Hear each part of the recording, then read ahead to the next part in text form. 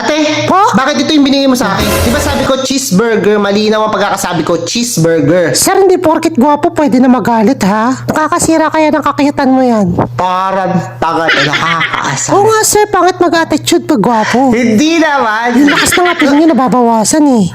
Gusto ko lang naman palitan mo. Hindi ko naman.